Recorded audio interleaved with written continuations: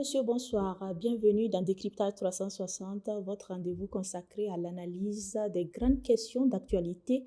Deux sujets retiennent notre attention ce soir. Au Burkina Faso, le gouvernement entend assainir le secteur de l'action humanitaire en s'appuyant sur la plateforme des Messira afin de mieux encadrer les collectes de fonds et de renforcer la protection des bénéficiaires. À l'international, l'attaque survenue donc à proximité de l'hôtel où séjournait le président français soulève de nombreuses interrogations. Simple coïncidence ou cible symbolique? Quelle implication pour la sécurité et la diplomatie? Pour analyser ces deux sujets, nous avons le plaisir donc de recevoir le camarade Lucien Zier, chargé de presse CNAVC. Bonsoir camarade et bienvenue. Bonsoir camarade Valérie, merci pour l'invitation. Merci surtout de l'avoir accepté. Commençons par ce sujet des Messira vers une nouvelle gouvernance de l'action humanitaire. Les réseaux sociaux ont profondément transformé les élans de solidarité, mais l'absence d'encadrement a aussi favorisé certaines dérives, manque de transparence, collecte de fonds incontrôlés et atteinte à la dignité des bénéficiaires. Pour y répondre, le gouvernement passe par des Messira, une plateforme officielle destinée à mieux organiser les actions humanitaires et à instaurer davantage de transparence, une réforme qui suscite déjà de nombreuses réactions. Alors camarades, pourquoi le gouvernement a décidé de mieux encadrer les collectes de fonds sur les réseaux sociaux pour vous? Camarades, il faut faire la précision tout de suite que Demesira est cette plateforme numérique qui est mise à la disposition des Burkinabés, que ce soit les Burkinabés de l'extérieur, de pouvoir contribuer à l'élan de solidarité au Burkina Faso. Et vous êtes sans savoir qu'à un moment donné, le domaine de l'humanitaire était utilisé par certains acteurs, pas seulement les nationaux, mais des acteurs, des ONG, des gens, des groupes qui sont montés par des officines obscures avec des visées suffisamment claires, faisant de l'action humanitaire un moyen pour justifier une infiltration, pour collecter des renseignements, des informations, pour même toucher, avoir les informations sur nos secteurs sensibles. Mais à un moment donné, le gouvernement est obligé de dire les interventions, non seulement qui n'avaient pas de traces, donc le gouvernement a dit il a été fait obligation à toute ONG ou association qui œuvre dans le domaine humanitaire d'ouvrir son compte dans la banque de dépôt du Trésor. Il y a eu ces cas. Et également, au niveau national, on voit un peu partout des associations qui sont dans la mobilisation des ressources.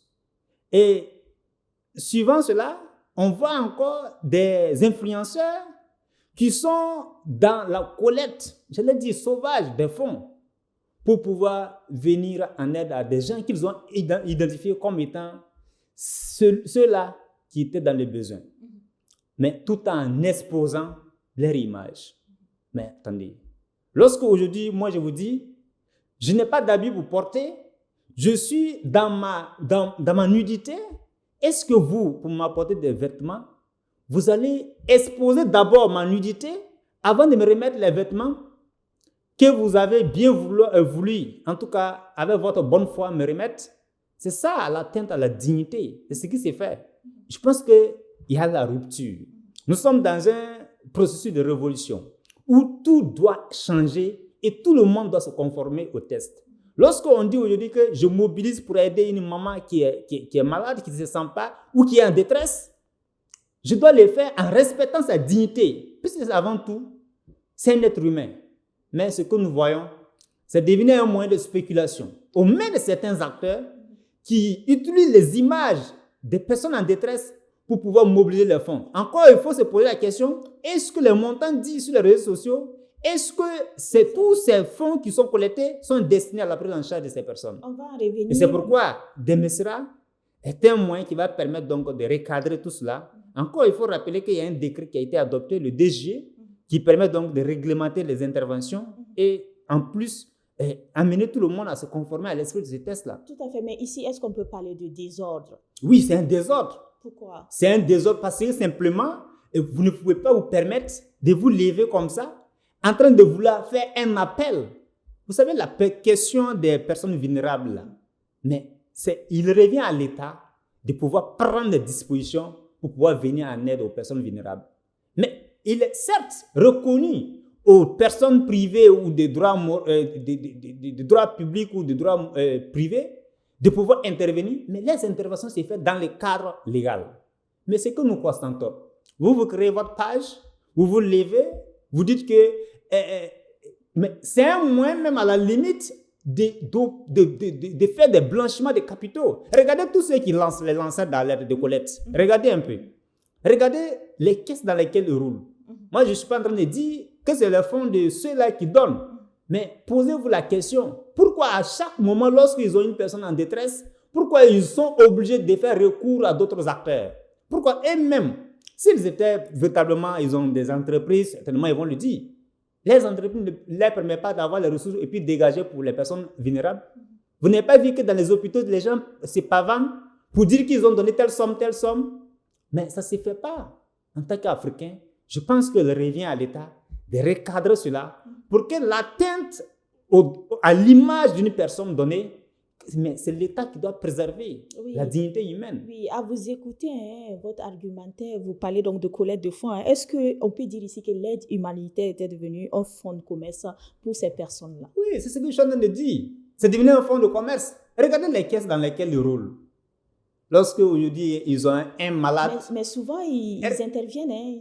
Oui, ils interviennent. Mais posez-vous la question, quels sont les moyens de traçabilité? Quelles sont les garanties que vous avez à dire que ce qu'ils sont en train de faire en concernant le collecte, que tout est transparent? Il n'y a aucun moyen qui montre la transparence. Mais est-ce que vous pensez que dans un État sérieux, que l'État va permettre à toute personne de se lever et commencer à mobiliser les fonds comme ça? Mais ça peut être même à la limite. Il y a certains pays, on a vu, que des gens ont dit qu'ils sont des influenceurs. Et ces mêmes personnes se sont laissées prendre dans le fait qu'ils ont divulgué des valises d'argent. Mais ce sont des moyens de blanchir des capitaux. Vous n'avez pas remarqué que des gens sont partis de rien et brusquement, ils sont devenus des influenceurs en même temps très riches et ce sont eux qui sont devenus des généreux. Donc, il faut que l'État doit arriver à trouver la bonne réglementation pour pouvoir contrôler le secteur en question, pour permettre à ce que quand les gens interviennent, qu'ils interviennent dans les cadres réglementaires et que leur contribution ne soit pas un facteur qui va exposer les personnes vulnérables. Alors, comment concilier l'engagement citoyen et transparence et contrôle public? Ouais, ça veut dire, aujourd'hui avec Demesra, vous êtes un acteur, vous avez votre agent, ou si vous avez une page Facebook pour les influenceurs, mais vous appelez, lorsque vous rentrez dans Demesra, la plateforme Demesra, les cas de vulnérabilité, que ce soit pour l'éducation, que pour les aides, pour les questions sanitaires, mais les cas sont là, il y a un appel qui est lancé. Mais si moi je suis un influenceur, je rentre dans la plateforme, je vois qu'il y a un appel qui a été lancé par rapport à un cas de maladie, je suis un influenceur, j'ai une audience, j'appelle tout le monde à véritablement s'inscrire sur la plateforme et faire leur contribution. Mais ça s'est fait. Vous n'avez pas vu que même le fonds d'assistance de protection sociale et d'assistance là a fait un don de 1 million par rapport à un cas de maladie et que à travers des messages, les gens encore se sont mobilisés pour pouvoir trouver le reste du montant, pour pouvoir en tout cas assurer la prise en charge et le traitement de la personne. Donc moi je pense qu'on doit aller dans ce sens-là, que les interventions se passent en tout cas sur cette plateforme. Et ce qui est là pour tous les Burkinabés et ce qui va permettre de garantir la transparence et une meilleure prise en charge de tous ceux qui sont dans des situations un peu compliquées. Alors, dernière question avant de terminer avec ce sujet. Cette réforme est-elle suffisante donc pour assainir durablement le secteur de l'action humanitaire? Vous saviez que pour assainir un secteur donné, il faut aller, c'est un processus. Et vous allez voir, peut-être au fur et à mesure, il pourrait avoir qu'il y a des limites à quelques dispositions de ces tests-là. Mais au fur et à mesure, il faut corriger. Même les plateformes que vous voyez, s'il y a des déficits, mais vous n'allez pas croiser les bras et puis regarder. À chaque moment, vous pouvez améliorer de sorte à se conformer et à prendre en charge les nouvelles donnes. Je pense que c'est dans cette logique. Mais le plus important, c'est aujourd'hui de disposer d'une plateforme Demesra. Vous voyez, Demesra, dès sa création, et avec, bien entendu, le ministre en charge de l'action humanitaire, mais ils ont fait le tour des différentes régions. Ils ont pu mobiliser à travers Demesra plus de 1 milliard qu'ils ont mis donc à la disposition du fonds d'assistance, de protection sociale et d'assistance aux personnes vulnérables. Donc, ça, c'est très important déjà. Pour un début, je pense qu'il faut saluer cela. Et pour les cas que j'ai cités, par rapport à des cas de maladies où ils ont pris, en tout cas, ils ont fait face donc, à des appels, je pense que ce sont des choses à encourager. Ouais. Merci beaucoup pour ces précisions. On est pris par le temps. Désolée de vous arracher la parole.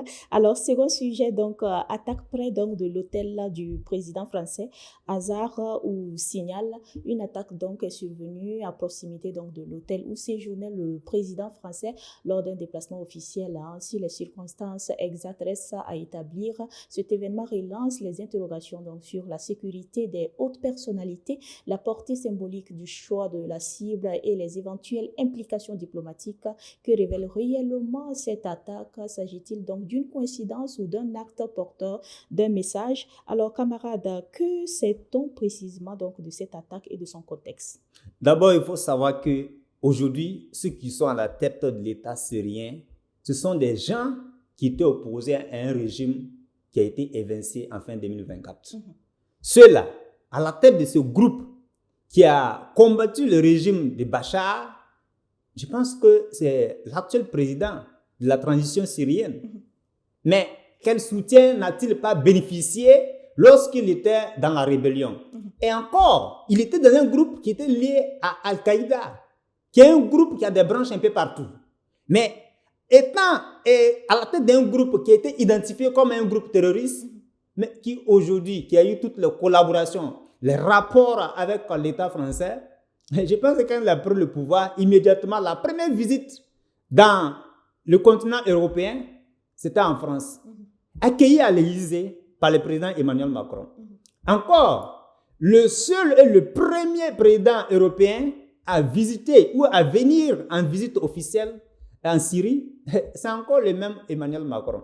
Ça veut dire, après la prise de pouvoir, parce que quand on parle de l'éviction d'un pouvoir, ça veut dire qu'il va créer des mécontentements. Il a été dit également que le régime de Bachar, vous saviez très bien qu'il avait des fidèles. C'est un pouvoir de 50 ans d'existence. Puis Bachar a succédé à son père. 50 ans d'existence qu'on évince par une coalition de terroristes et qu'aujourd'hui, ces groupes-là, certains par des intérêts pour sauvegarder les privilèges et les avantages, se sont aussi mués en des groupes rebelles et mènent des attaques. Il y a également, au-delà de cela, et qu'il y a un groupe, les Kurdes, ils sont au niveau du nord de la Syrie et qui combattent véritablement l'État central. Maintenant, ceux qui sont là aujourd'hui, qui ne s'identifient plus comme des terroristes, ils veulent étaler leur volonté sur l'ensemble du territoire. Et nous avions aussi les attaques terroristes. Je réponds à votre question maintenant pour dire que la visite d'Emmanuel Macron est perçue certainement par certains groupes rebelles comme étant un moyen de renforcer le pouvoir central qu'elle a. Donc, qu'est-ce qu'il faut faire? Il faut tenter donc de porter un message pour dire peut-être stop. Voilà. Mes camarades, l'attaque près de l'hôtel du président français est-elle un avertissement ou une simple coïncidence pour vous? Oui, c'est pas une coïncidence. Il ne peut pas avoir une coïncidence comme ça. Vous voyez, il y a eu des engins qui ont été utilisés pour faire les explosions. Et c'est vrai que ce n'est pas au même point, mais c'était dans le même périmètre. Donc c'est un message, c'est un lien direct avec la visite d'Emmanuel Macron. Vous saviez, le contenu de sa visite, c'était quoi? Encore renforcer les relations, avoir des relations diplomatiques, puisqu'ils avaient eu des relations dans les officines obscures pour pouvoir prendre le pouvoir avec les terroristes Ahmed al-Shara.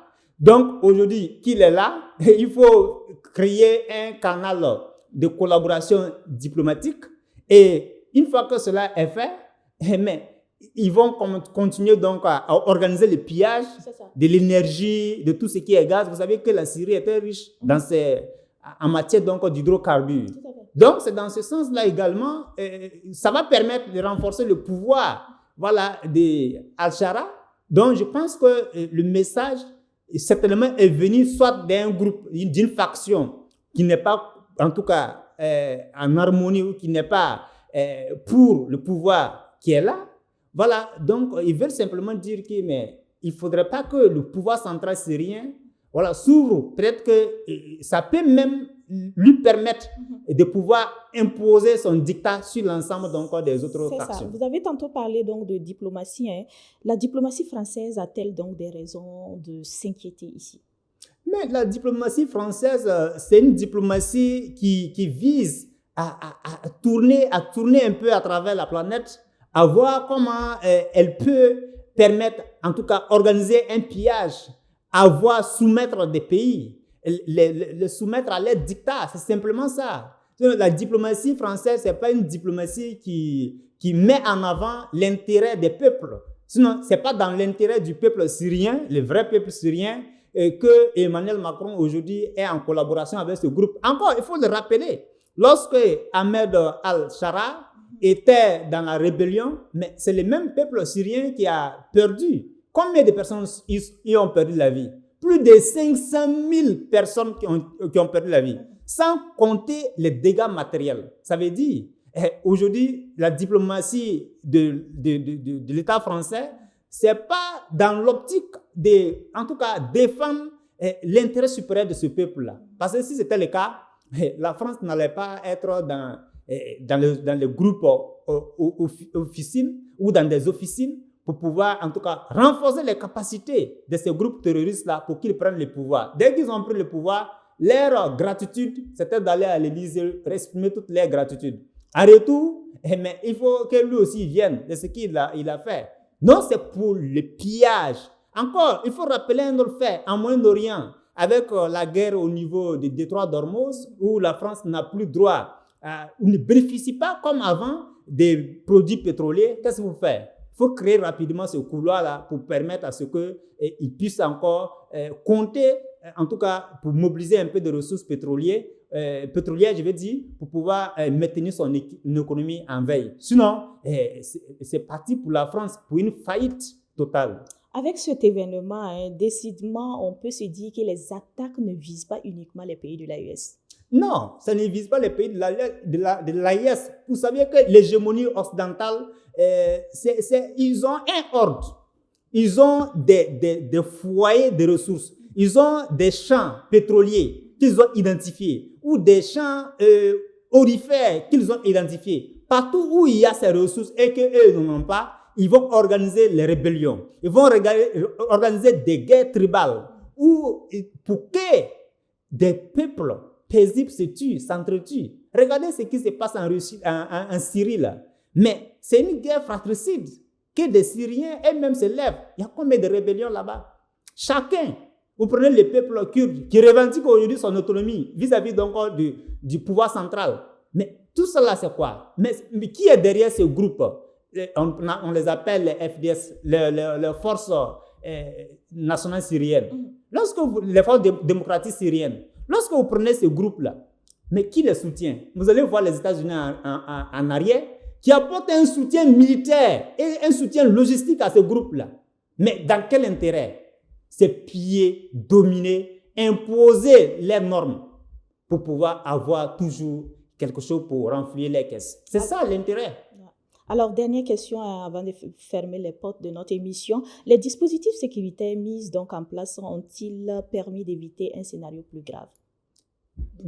Plus grave à quel niveau? Parce qu'on a vu que le président français a pu s'échapper. Non, c'est pas ça. Puis il n'était même pas dans l'hôtel. Est-ce qu'il était au courant?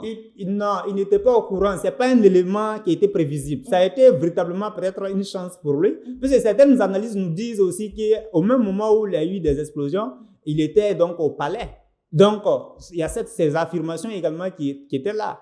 Si il avait... Ça, c'est une honte qu'il repart à la maison avec. Parce que si vous partez dans un pays où aucun président européen n'a mis pied, vous avez été les premiers à mettre pied, mais c'est quelque chose, une gloire pour vous. Mais regardez comment cette gloire s'est transformée. C'est une honte. Il est venu en Afrique, il a été honni. Donc, ça veut dire, à chaque fois qu'il mettra son pied dans un pays donné, il sera honni, quelle que soit la forme donc, des facteurs qui vont engendrer cette honte-là. Donc, il ne peut pas prévoir cela. S'il avait prévu cela, ils allaient écarter les dangers. Parce que l'explosion, ça ne vise pas à vous caresser ou à créer une bonne température ambiante. L'explosion, ça vise une neutralisation simple. Il y a eu des blessés, non? Voilà, peut-être qu'il y a eu des morts d'hommes même. Et que diront la famille de ces personnes? Ce n'est que regrettable. Donc, c'est dommage que la France compte encore piller des nations pour pouvoir, en tout cas, maintenir son économie en veille. À vous écouter, on a comme l'impression que c'est le président le plus malchanceux. Mais c'est le plus malchanceux. Et il vient à un moment où la France est en train d'aller en faillite. Parce que l'histoire des nations nous enseigne également que les nations peuvent être très fortes. Une nation peut être très forte à un moment donné, imposer son dictat et son hégémonie à toutes les autres nations. Ce fut le cas pour, par exemple, la Grèce antique. Voilà. Mais à un moment donné, quand il arrivera le temps de sa faillite, mais c'est le déclin. Lorsqu'on parle de déclin, peu importe la démarche, votre prudence, votre vigilance, les mécanismes et les dispositions à prendre, vous allez aller droit dans le déclin. Merci infiniment, camarade Lucien Zier, pour ces analyses. Je rappelle que vous êtes chargé de presse de la CNAVC. Merci pour votre disponibilité. C'est moi qui vous remercie pour l'invitation. C'est la fin de cette émission de Décryptage 360. Nous avons analysé ce soir deux sujets majeurs. La volonté des autorités burkinabées de renforcer la transparence de l'action humanitaire avec des messiras et les interrogations soulevées donc par l'attaque survenue à proximité de l'hôtel du président français. Madame, Monsieur, merci de nous avoir suivis. Merci pour votre aimable fidélité. Agréable soirée à toutes et à tous. Bonsoir.